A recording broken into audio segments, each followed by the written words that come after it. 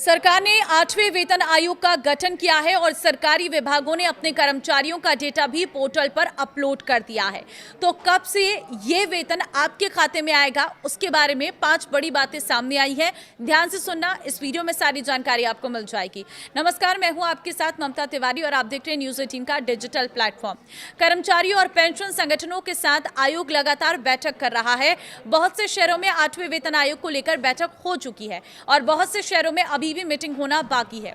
इस मीटिंग के दौरान कर्मचारियों ने आयोग से अपनी मांग सामने रखी है, जिसमें सैलरी, पेंशन के अलावा छुट्टी, भत्ता, हाउस रेंट अलाउंस और फिटमेंट फैक्टर जैसी चीजें हैं। इन्हीं मांगों के आधार पर आयोग अपनी रिपोर्ट सरकार को सौंपेगी। रिपोर्ट सौंपने के बाद कैबिनेट इस पर अपनी मंजूरी देगा, तब जाकर इसे लागू करने के लिए नियम बनाए जाएंगे और फिर इसे लागू कर दिया जाएगा। अधिकतर एक्सपर्ट्स का मानना है कि 8वां वेतन आयोग को लागू होने में 1 साल से अधिक का वक्त लग सकता है, क्योंकि इसमें अभी बहुत से काम बाकी हैं। भले ही आयोग से तेजी से काम कर रहा है, लेकिन इसके फाइनल रिपोर्ट बनने और समीक्षा करने के दौरान अधिक समय लग सकता है।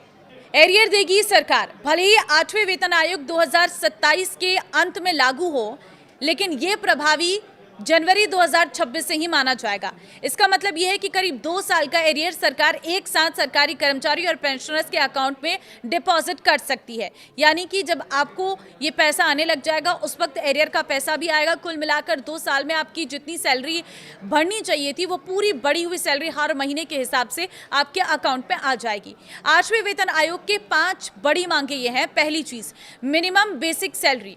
NCJCM ने मांग की है कि कम से कम बेसिक सैलरी को 18,000 रुपए से बढ़ाकर 69,000 रुपए कर दिया जाए। यह मांग फैमिली की जरूरतों और महंगाई को ध्यान में रखकर तैयार किया गया है। दूसरा है फिटमेंट फैक्टर। कर्मचारियों ने एक बड़ी मांग फिटमेंट फैक्टर को लेकर भी की है।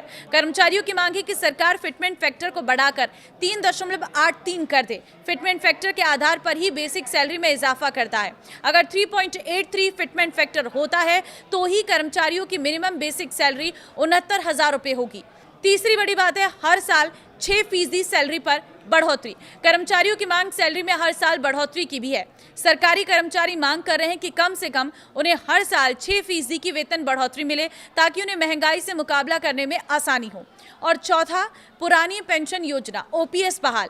इसके अलावा कर्मचारी संगठन की मांग है कि पुरानी पेंशन योजना को फिर से बहाल किया जाए। इसका उद्देश्य रिटायरमेंट के बाद कर्मचारियों को अधिक तय पेंशन सुरक्षा देना है। और 5वीं बड़ी बात है, HRA और दूसरे भत्तों में बढ़ोतरी हो।